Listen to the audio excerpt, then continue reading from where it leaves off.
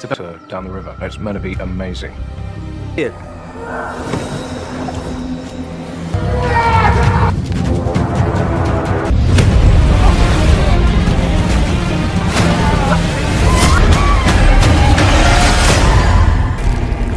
تو کہانی کی شروعات میں ہمیں ساؤتھ ایشیا کے گہرے جنگلات دکھائے جاتے ہیں جہاں پر بہت سے مزدور درخت کاٹ رہے ہوتے ہیں۔ وہیں ایک لکڑہارا جو ٹرک چلا رہا ہوتا ہے اپنے سے کافی دور ایک عجیب و غریب شکل والے آدمی کو دیکھتا ہے، لیکن اس طرف دھیان دیے بغیر اپنے کام میں بزی رہتا ہے۔ تھوڑی دیر بعد اس کا ایک ساتھی اس طرف جاتا ہے اور کسی حادثے کا شکار ہو جاتا ہے۔ وہ وہاں دیکھتا ہے تو اسے نظر نہیں آتا اور وہ اپنی کلہاڑی لے کر نیچے اترتا ہے اور اس طرف جاتا ہے اور حیرت انگیز شکل میں اسے ان کا ہیلمٹ اور اس کی کٹی ہوئی انگلی وہاں ملتی ہے اور وہ قاتل سے بچنے کے لیے وہاں سے بھاگتا ہے اور بھاگتے بھاگتے ایک گڈھے میں گر جاتا ہے۔ وہ وہاں سے جیسے تیسے کر کے رینگتا ہوا باہر نکلتا ہے اور واپس پھر سے بھاگنے لگ جاتا ہے اور بھاگتے بھاگتے ایک پیڑ سے لٹک جاتا ہے۔ تھوڑی دیر بعد وہی لڑکا اسے دکھائی دیتا ہے اور وہاں آ کر اس کے اوپر کلاڑی سے وار کر دیتا ہے۔ اگلے ہی پل سین چینج ہو جاتا ہے اور ہمیں ایک خوبصورت ریزورٹ کو دکھایا جاتا ہے جو وہاں سے زیادہ دور نہیں ہوتا۔ وہاں دو شادی شدہ کپل چھٹیاں منانے آئے ہوتے ہیں۔ پہلا کپل اور دوسرا کپل اے جے اور مایا کا ہے۔ ناشتہ کرتے ہوئے رچی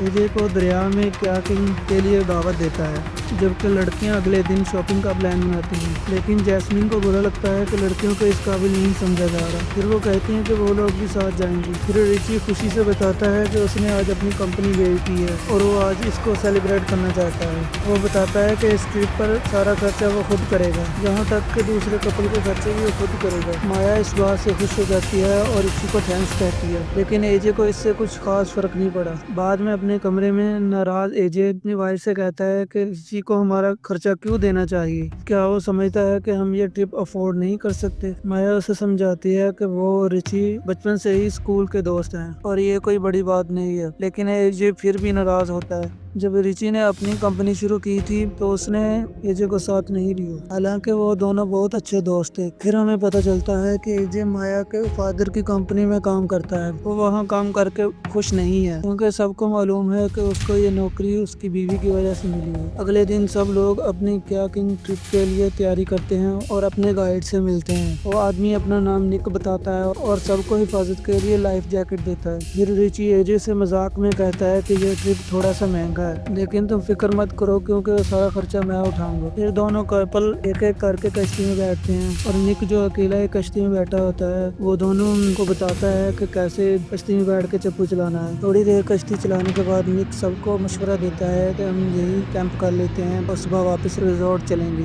سب لوگ اس بات پر مان جاتے ہیں اور نک ان سب کو اپنے فون دینے کو کہتا ہے تاکہ پانی سے بچانے کے لیے واٹر پروف بیگ میں رکھ دیے جائیں۔ سب لوگ اپنا فون دے دیتے ہیں لیکن اے جے کہتا ہے کہ اسے کام کرنا ہے اس لیے وہ فون نہیں دیتا۔ اس کے بعد گروپ اپنی ٹرپ جاری رکھتا ہے۔ نک بتاتا ہے کہ اس کے سارے بڑے دادا پردادا سبھی یہاں پر گائیڈ تھے۔ وہ بتاتا ہے کہ اس کا پردادا سب سے پہلے یہاں آیا تھا، لیکن ایک مقامی قبیلے کو دیکھنے کے بعد غائب ہو گیا۔ کچھ دیر بعد ان کا سامان ملا جس کے ساتھ انسانی ہڈیاں بھی تھیں۔ اس کا مطلب ہے کہ وہ قبیلہ آدم خور ہے، لیکن نک انہیں یقین دلاتا ہے کہ ان کا مقامی جگہ یہاں سے کافی دور ہے اور بند ہے۔ لڑکیاں یہ سن کر ڈر جاتی ہیں لیکن لڑکے یہ کہتے ہیں یہ ایک فرضی کہانی ہے۔ دوسری طرف ہمیں ایک اور کپل جو بائک چلاتے ہوئے ریسٹرکٹڈ ایریا میں دکھایا جاتا ہے۔ وہ جلدی سے وہاں ویڈیو بناتے ہیں اور کہتے ہیں کہ یہاں نو انٹری کا بورڈ لگا ہے اور وہ پھر بھی اندر جا رہے ہیں۔ ویڈیو کو 30,000 لائک ملتے ہیں جس سے وہ کپل بہت زیادہ خوش ہو جاتا ہے۔ پھر وہ دونوں ڈو ناٹ والے بورڈ کو پار کرتے ہیں اور جنگلوں میں آگے چلے جاتے ہیں، لیکن پھر اچانک لڑکے کی گردن پر کوئی چیز مار دی جاتی ہے اور اس کی بیوی کے اوپر بھی کوئی حملہ ہوتا ہے جس سے وہ اپنی بائک سے گر جاتی ہے۔ اپنے بوائے فرینڈ کو ڈھونڈنے نکلتی ہے اور دیکھتی ہے اس کے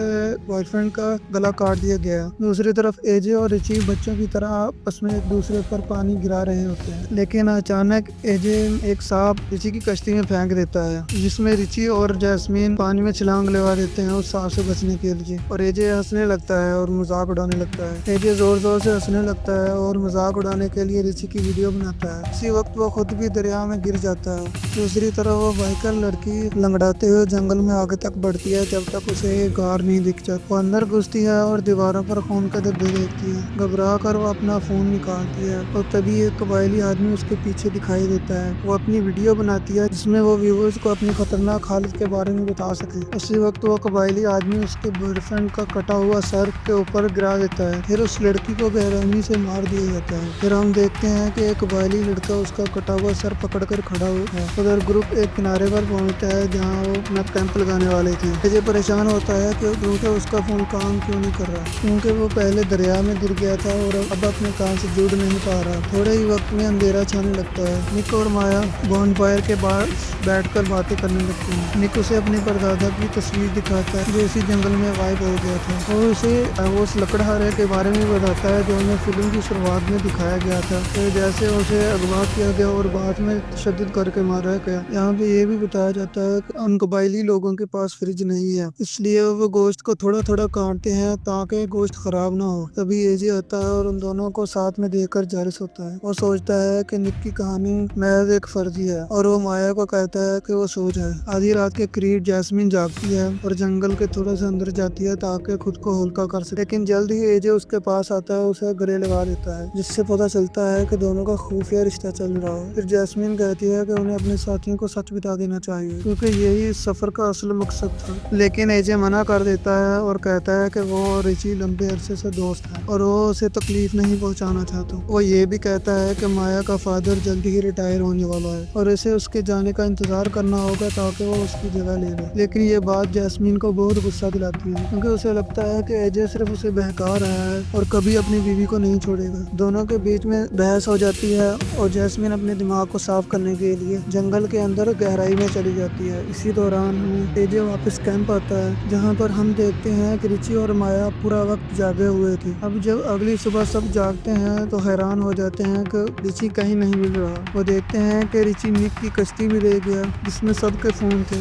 वो लोग परेशान हुए बगैर दोनों कश्तियों पर उसे निकलती हैं ढूंढने के लिए। आखिर ग्रुप जंगल के वहाँ हिस्से तक पहुँचता है जहाँ जाना मना है। निक जोर देकर कहता है कि हमें आगे नहीं जाना चाहिए और कहता है कि हमें वापस रिजॉर्ट जाना चाहिए और अथॉरिटी को बताना चाहिए कि वो जिसे वो देखने के लिए वहाँ से आए। लेकिन बाकी लोग रिची के बगैर जाने से इनकार कर देते हैं और एजे बार बार कहता है कि उन आदमखोर कबीलों की कहानियाँ बकवास हैं, इसलिए निक के पास भी कोई चारा नहीं बचता और वो भी साथ चलने के लिए तैयार हो जाता है। इसके बाद वो इस एरिया में दाखिल हो जाते हैं जहाँ पर वो एक खाली कश्ती और एक लाइफ जैकेट को देखते हैं, लेकिन उन्हें रिची कहीं नजर नहीं आता। वो तीनों रिची को ढूंढने के लिए आगे बढ़ते हैं जबकि निकी वहीं रुकता है। निक कहता है कि अगर वो 1 घंटे में वापस ना आए तो वो अकेला ही वापस चला जाएगा। सभी लोग मान जाते हैं और जंगल की गहराई के अंदर रिची को ढूंढने के लिए निकल पड़ते हैं। ज्यादा देर नहीं गुजरती और निक को दूर से जैसी आवाजें सुनाई देती हैं, इसीलिए वो अपना चाकू निकालता है और हालात का जायजा लेने के लिए जंगल में जाता है। खौफ के मारे वो कई कपड़ों वाले पुतले देखता है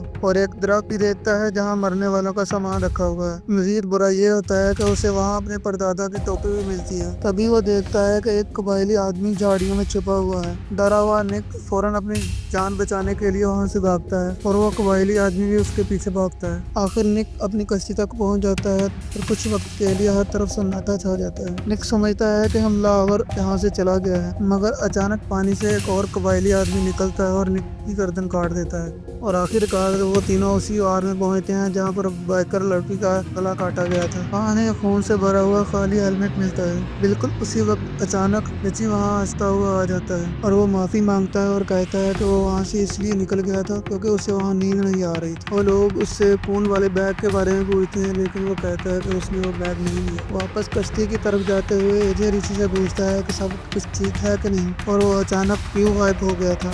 बाद में रिची अचानक उस पर इल्जाम लगाता है कि वो उसकी कामयाबी से जलता है। वो जलता है कि उसने बगैर किसी मेहनत के मैं जैसी खूबसूरत लड़की से शादी भी कर ली और नौकरी भी ढूंढ ली। अब रिची एजे को उसका फ़ोन देता है और वो कहता है कि अब ये बिल्कुल ठीक चल रहा है और ये देखकर एजे को बिल्कुल क्लियर हो जाता है कि रिची ने उसका फ़ोन चेक किया है और अब उसे उसके सीक्रेट अफेयर के बारे में पता चल गया है। जब वो किनारे के पर वापस पहुँचते हैं तो देखते हैं कि निक अपनी कश्ती के साथ वहाँ से गायब है। वो सोचते हैं कि निक उन्हें छोड़कर चला गया, लेकिन ज़मीन पर उसका चाकू मिलता है। फिर वो चारों अपनी अपनी कश्ती में सवार हो जाते हैं और वापस चलने के लिए निकल نکل جاتے ہیں۔ کچھ دیر چلنے کے بعد وہ پانی میں نک کی کشتی ایک کنارے پر دیکھتے ہیں تو سوچتے ہیں کہ وہ شاید ابھی بھی ہمارے قریب ہی ہے، اور وہ لوگ تھوڑا سا دور ایک برتن بھی دیکھتے ہیں کہ اس میں نک کا سر ابل رہا ہوتا ہے، جو انہیں بہت زیادہ ڈرا دیتا ہے۔ ان سب کو اب سمجھ آ گیا تھا کہ گائیڈ کی بات بالکل سچ تھی اور وہ ان قبیلے کے بارے میں صحیح کہہ رہا تھا،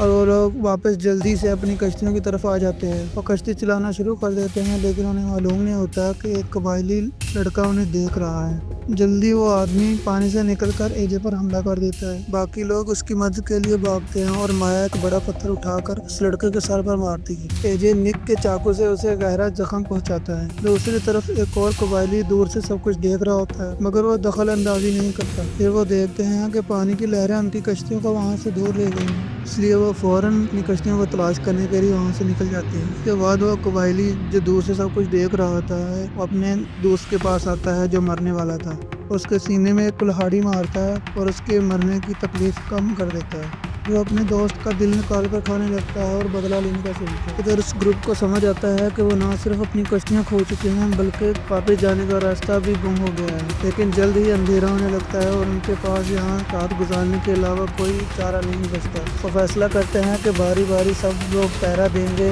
اور صبح تک کوئی حرکت نہیں کریں گے۔ رات کو ریچی پہلا پہرا دیتا ہے اور مایا اس کے پاس بات کرنے کے لیے آتی ہے۔ پھر وہ گھما پھرا کر ایجے اور جیسمین کے رشتے کے بارے میں بات کرتا ہے اور رونے لگ جاتا ہے۔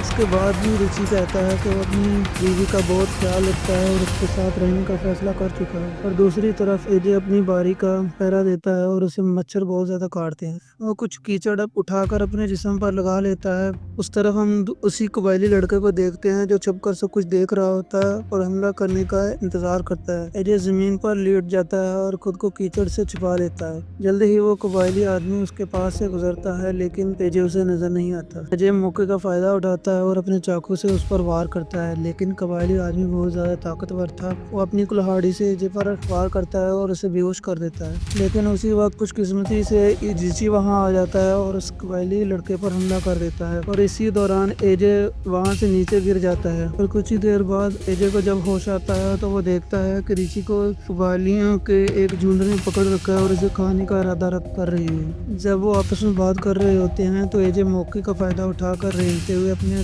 دوست کے پاس جاتا ہے۔ ریچی اس سے مدد مانگتا ہے، لیکن ایجے اس سے معافی مانگ کر کہتا ہے کہ اس وقت وہ مدد کرنے کے لیے تیار نہیں ہے۔ وہ لڑکیوں کو بچانے کا وعدہ کرتا ہے، حالانکہ ریچی اس سے مدد کی بھیک مانگتا ہے اور وہاں سے چلا جاتا ہے۔ تھوڑی دیر بعد تمام قبائلی اکٹھے ہو جاتے ہیں اور عجیب سی رسم کرتے ہیں اور ریچی کے پاؤں کی ایڑی کاٹ دیتے ہیں اور پھر اچانک ریچی کو چھوڑ دیتے ہیں۔ اس قبیلے میں سے ایک آدمی ریچی کے خون کو چھوتا ہے اور ایک نوجوان لڑکے کو سنگھاتا ہے۔ زخمی ریچی اپنی جان بچانے کے لیے بھاگتا ہے اور کوشش کرتا ہے کہ وہ صحیح راستہ ڈھونڈ لے، لیکن وہ کھو جاتا ہے اور دیکھتا ہے کہ قبائلی لوگ اسے چاروں طرف سے گھیر چکے ہیں، اور جلدی سے اس نوجوان لڑکے کے پاس جاتا ہے اور اس سے اپنی مدد کی بھیک مانگتا ہے۔ سب سے پہلے آیا تھا، لیکن وہ لڑکا اسے دھکا دے دیتا ہے جس سے پیچھے پڑی ایک چھڑی سار پار ہو جاتی ہے۔ اگلی صبح جب لڑکیاں جاگتی ہیں تو وہ ایجے کے خون میں لت پت ہوتی ہیں۔ ریچی کہیں نظر نہیں آتا۔ وہ ایجے سے پوچھتی ہیں کہ ریچی کہاں ہے۔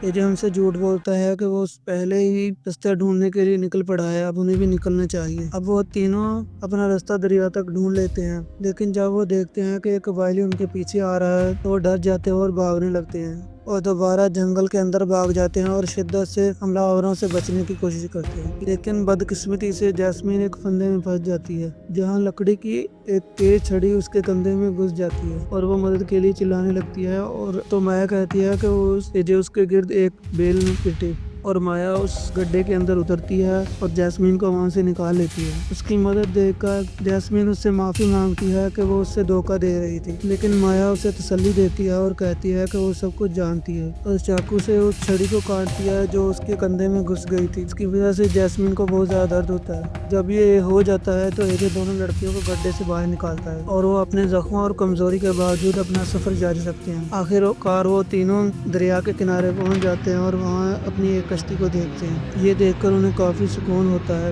لیکن ان کے پاس چپو نہیں تھا، اس لیے وہ تیزی سے بڑھنے میں مشکل محسوس کرتے ہیں۔ اس دیر بعد لڑکیاں سو جاتی ہیں اور ایجے دوبارہ کشتی سے اتر کر جنگل کی طرف جاتا ہے۔ وہ فون پر اپنی ویڈیو بناتا ہے اور جو اس کے ساتھ ہوا وہ سب کچھ اس میں بتاتا ہے کہ کس طرح قبیلے کے لوگ ان کے پیچھے لگے ہوئے ہیں۔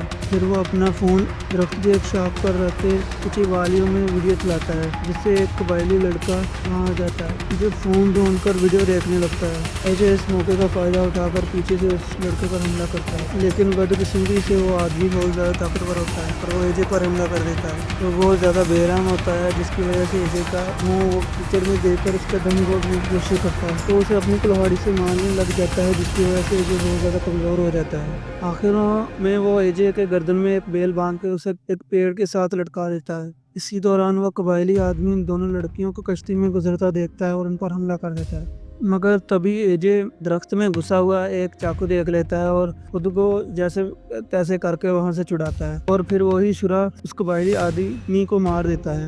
دونوں آدمیوں کے دوران ایک شدید لڑائی شروع ہو جاتی ہے۔ ایسا لگتا ہے جیسے ایجے کی موت اب قریب ہے، لیکن وہ قبائلی آدمی کے گردن کو کاٹ دیتا ہے اور اس کی زندگی کو خاتمہ کر دیتا ہے۔ کچھ ہی دیر بعد ایجے تیرتا ہوا واپس کشتی پر پہنچ جاتا ہے، مگر جب وہ کشتی پر چڑھنے ہی والا ہوتا ہے تو دیکھتا ہے کہ کافی قبائلی لوگ وہاں اکٹھے ہو چکے ہیں۔ مایا اسے کشتی پر چڑھنے کا کہتی ہے، لیکن اسے رچی کے ساتھ اپنی یادیں دوبارہ یاد آتی ہیں۔ وہ خود پر افسوس کرتا ہے اور خود کو اس کا ذمہ دار کہتا ہے کہ اس نے اپنے دوست کو مرنے کے لیے وہیں چھوڑ دیا تھا، اسی لیے وہ بدلہ لینے کا سوچتا ہے اور واپس جنگل کی طرف بڑھتا ہے، حالانکہ مایا اسے بار بار اپنے ساتھ آنے کے لیے منت کرتی ہے۔ ایجے غصے میں ان قبائلی لوگوں تک پہنچتا ہے، کلاڑی سے حملہ کرنا شروع کر دیتا ہے، مگر آخر وہ قبائلی لوگ ایجے پر حملہ آور ہو جاتے ہیں اور اسے مار دیتے ہیں۔ آخر میں مایا اور جیسمین ایک چٹان پر پہنچتی ہیں جہاں پر وہ چڑھنے کی کوشش کرتی ہیں۔ کافی محنت کے بعد آخر کار وہ جنگل سے باہر نکلنے میں کامیاب ہو جاتی ہیں۔ جلدی سے انہیں کچھ مقامی لوگ ملتے ہیں جو ان پر ترس کھا کر انہیں شہر لے جاتے ہیں۔ آخر کار یہ خوفناک سفر یہاں ختم ہو جاتا ہے اور اسی کے ساتھ ہی مووی بھی ختم ہو جاتی ہے۔ مووی پسند آئی ہو تو اسے لائک اور شیئر ضرور کریں اور آگے ویڈیو دیکھنے کے لیے ہمارے چینل کو سبسکرائب کریں۔